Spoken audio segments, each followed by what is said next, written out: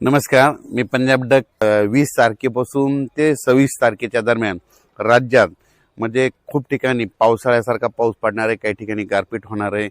काही ठिकाणी वारं सुटणार आहे, म्हणून हा अंदाज सर्व शेतकऱ्यांनी लक्षात घ्यायचा। सुरुवातीला आपण काय करू पाहू, आपण सुरुवातीला सांगतो कोल्हापूर जिल्हा,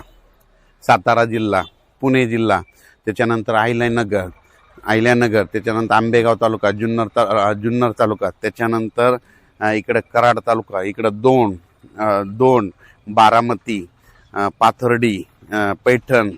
वैजापूर, गंगापूर, शिर्डी, राहता ह्या परिसरात, त्याच्यानंतर इकडे बीड जिल्ह्यामध्ये कळंब तालुका, त्याच्यानंतर कळंब तालुका, धारूर तालुका, त्याच्यानंतर म्हणजे बीड जिल्ह्यात बऱ्याच ठिकाणी म्हणजे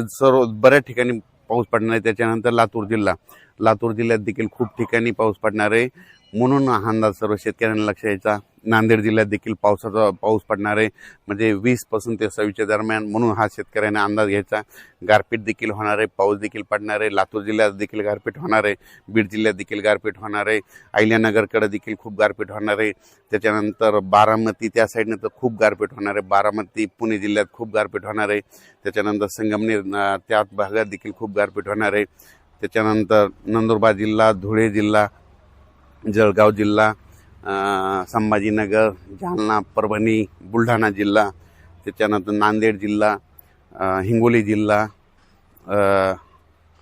ह्या भागात देखील 20 ते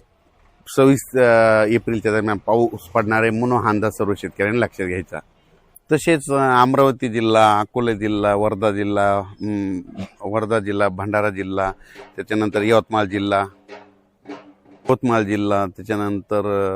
नांदेड जिल्हा, ह्या परिसरात बी पाऊस पडणार आहे, पण तिकडल्या प्रमाणात म्हणजे खूप कमी राहणार, तिकडे जरा जास्त राहणार नाही अवकाळी, म्हणून हे अंदाज लागतात। खरा पाऊस मात्र तुम्हाला एक सांगतो दक्षिण महाराष्ट्राकडे होणार आहे। मग दक्षिण महाराष्ट्राकडे तुम्हाला सांगतो बीड जिल्हा, बीड जिल्हा, लातूर जिल्हा, परभणी जिल्हा, त्याच्यानंतर धाराशिव जिल्हा, सोलापूर जिल्हा, सांगली जिल्हा, सातारा जिल्हा, कोल्हापूर जिल्हा, पुणे जिल्हा, त्याच्यानंतर अहिल्यानगर, मुंबई, पुणे, इगतपुरी, इकडं नंदुरबारपर्यंत, इकडं नाशिक, येवला, निफाड ह्या पट्ट्यामध्ये जरा, संभाजीनगर, जळगाव, धुळे, नंदुरबार ह्या पट्ट्यामध्ये जरा जास्त, काही ठिकाणी गारपीट बी होणार, काही ठिकाणी पाऊस बी पडणार आहे, काही ठिकाणी नुसतं वारं सुटल, म्हणून हा अंदाज लक्षात येतात। तसेच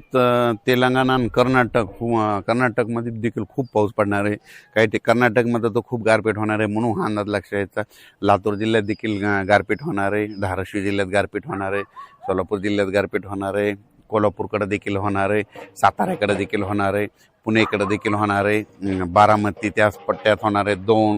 बारामती 2 त्या पट्ट्यात देखील गार होणार आहे, कडाष्टी बीडकडे त्या पट्ट्यामध्ये देखील काही भागात गारपीट होणार आहे, त्याच्या अहिल्यानगर जिल्ह्यात देखील गारपीट होणार आहे, म्हणून हा अंदाज सर्व शेतकऱ्यांनी लक्षात घ्यायचा। म्हणजे सांगायचं झालं तर काही ठिकाणी गारपीट होईल, काही ठिकाणी भाग सोडून देईल, काही ठिकाणी वारं देखील सुटेल, म्हणून हा अंदाज सर्व शेतकऱ्यांनी लक्षात घ्यायचा। आणि ज्यांचा कोणाचा कांदा असेल, हळद असेल, तर तुम्ही काय करा, आणखीन 2 दिवस म्हणजे उद्याची